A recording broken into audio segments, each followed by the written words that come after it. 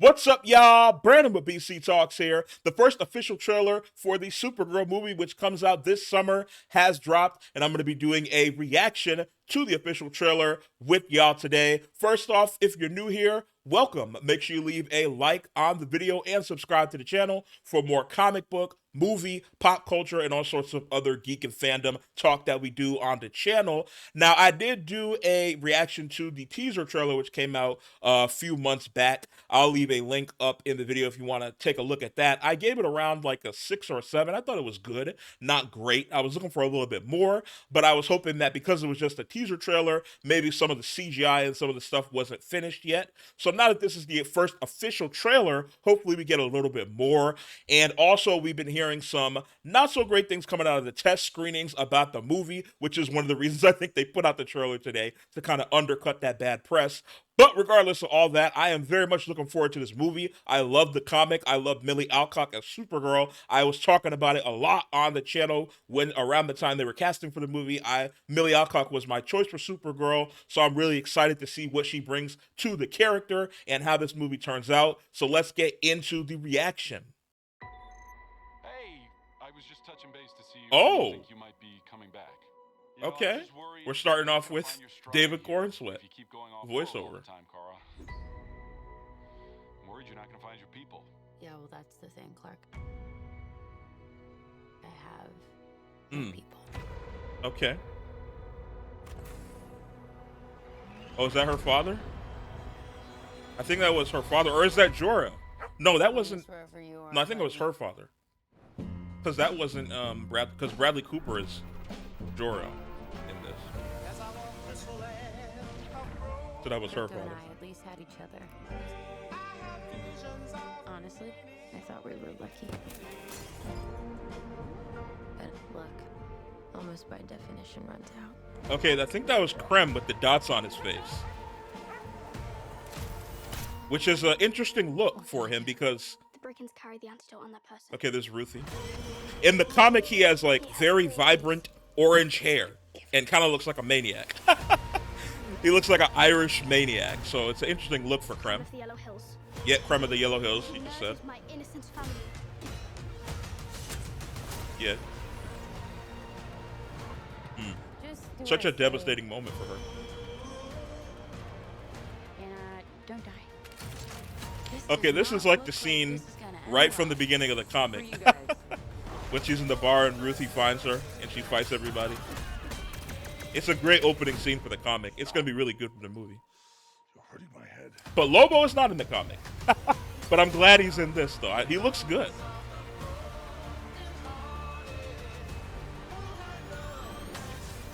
Oh, there's some color. Okay. I love the laser eyes there. Oh, that's a good shot there. It won't take your pain away. Yep. That's the lesson Ruthie has to learn about vengeance. Okay, we get a little bit more Lobo. Oh, I love that. Oh, yeah.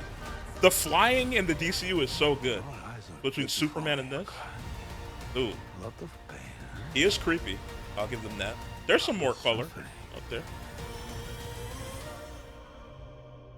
There's no And of course, we home got Crypto. without you, buddy.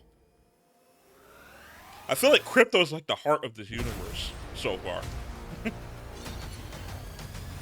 Ooh. I like that shot there.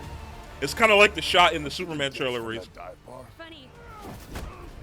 That's what I've been calling you. Oh, yeah. Oh, man. The Lobo scenes are going to be so good. So that was our first official trailer for Supergirl. I really like that. It was a much needed step up from the teaser. I can't remember. I should have went back and watched my teaser to see what I gave, and I think I gave it around a 6 or a 7. This is a step up for me. This is like a 7.5, 8. I really like this trailer. If I were to compare it, I would say it's just underneath the Spider-Man trailer, which I did a reaction for a couple weeks ago when it came out, or whenever it came out. Was it a couple weeks? I don't remember. It came out recently. The Spider-Man trailer. I put it just a step under that for me. It really, but I think for people who aren't familiar with the comic, I think it's going to get them more excited than the teaser did, and then they were for a Supergirl movie before. It looks really good. And one of my complaints about the teaser, as I mentioned in the intro, was the some of the colors were missing from the comic. I'll pull the comic up here and show y'all. There's the comic isn't necessarily, I don't really know how to describe it. I said this in the teaser. It's not like colorful, but they use colors very well. It's specifically like orange and blue, if you and purple is like the color. See, look, it's not like a colorful comic like you would think, but it does, like, they use colors, kind of like shadows. But you see, there's a lot of color. I love that scene right there. I don't want to linger on pages so there's no spoilers for the movie, obviously. But as you can see, look at this. Look at this shot right here. Like, it's not colorful necessarily, but there is a lot of color in the comic. I don't know how to describe it. So, but I feel like we got some more of that in this official trailer. There was, scenes with specifically the blues and the oranges. That's mainly what I associate when I read the comic. The blues, the oranges, and the purples. And there were scenes where we saw that. And I also really liked the color of the vibrant, like, red of the lasers of her eyes. And then the scenes where she's flying through the rubble looked really good. We got, at the beginning, we got to hear some voiceover from Clark Kent, David Cornsweet's Superman, talking about how you're going off world and all this stuff. She's kind of like the rebel wild child of the Superman family, Supergirl. So that was cool to hear David Cornsweet. We didn't see him, but I'm assuming we're probably going to see him in the movie. At some point, just like we saw Supergirl at the end of Superman. We'll probably see Superman at the end of Supergirl, because they're also going to be making a Superman Man of Tomorrow movie that's going to kind of bring them all together. They're doing like a Superman family kind of like trilogy thing. So we're probably going to see him at some point in the movie, probably at the end. But it was cool to hear his voice. And now one of the things also, like I said before, it was an interesting choice to change Krem's look completely. Now, I know that his look in the comic, which I'll see if I can find a page here that's not necessarily a spoiler of that shows him in the comic. His look in the comic is a little bit mustache twirly, but he does kind of look hardcore. Here, this is like a good thing here. If you look up at the top there, you can see him right up there. That's what he looks like in the comic. He kind of looks like an orange-bearded, orange-haired, Irish madman. So it's kind of interesting to make him kind of this muted guy with the dots on his face.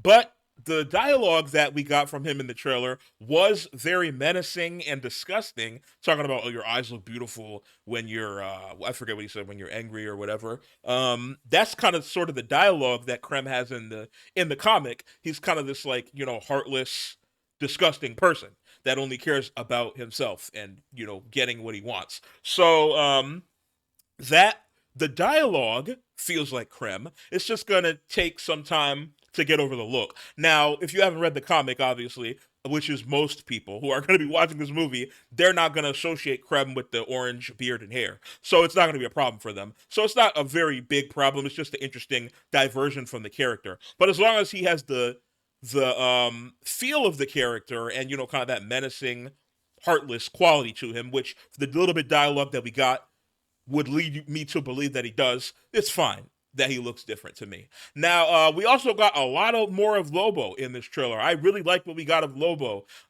Jason Momoa was born to play Lobo. Aquaman in the DC extended universe, the DCEU previously, he was just Lobo cosplaying as Aquaman, really. If you don't know Lobo, just go watch Aquaman movies and then imagine Aquaman with the face paint, the clown face paint, the white, kind of the Juggalo, Kiss face paint, which is kind of what Lobo was based on, was Kiss. Their personas.